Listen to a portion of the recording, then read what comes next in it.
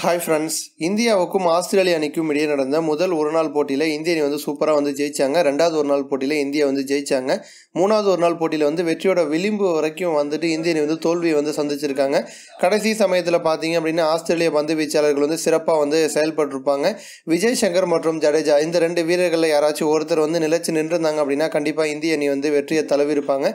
அந்த ஃபினிஷர் வேலையை பார்க்கறதுக்கு தான் தோனியை தவிர மற்ற வீரர்கள் தடுமாறிட்டு வந்துட்டு இருக்காங்க. அந்த வகையில் இந்தியாவுக்கும் ஆஸ்திரேலியாவுக்கும் இடையே நடந்த மூணாவது ஒரு நாள் போட்டியில் 32 ரன்கள் வித்தியாசத்தில் ஆஸ்திரேலிய அணி ஜெயிச்சிருக்காங்க.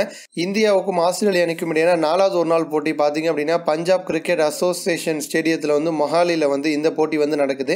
இப்போ இந்திய அணி நிர்வாகம் பார்த்தீங்க அப்படின்னா அதிரடியாக ஒரு முடிவை எடுத்திருக்காங்க. தலை தோனிக்கு பார்த்தீங்க அப்படின்னா நாலாவது மற்றும் ஐந்தாவது ஒரு நாள் போட்டியில் ஓய்வு கொடுக்கப்படுறதா அறிவிச்சிருக்காங்க. இளம் வீரர்களுக்கு வாய்ப்பு கொடுக்கணும் அப்படிங்கிற காரணத்துக்காக தோனிக்கு ஓய்வு அப்படின்னு சொல்லிட்டு ஒரு முக்கியமான விஷயத்தை சொல்லியிருக்காங்க. இந்த விஷயத்தை அறிவிச்சது யார் அப்படின்னா இந்தியனுடைய பேட்டிங் பயிற்சியாளரான சஞ்சய் பங்கர் இந்த விஷயத்தை தெரிவிச்சிருக்காரு. இந்த விஷயம் தோனியோட ரசிகர்களுக்கு பெரிய ஒரு வருத்தத்தை கொடுத்துருக்கு.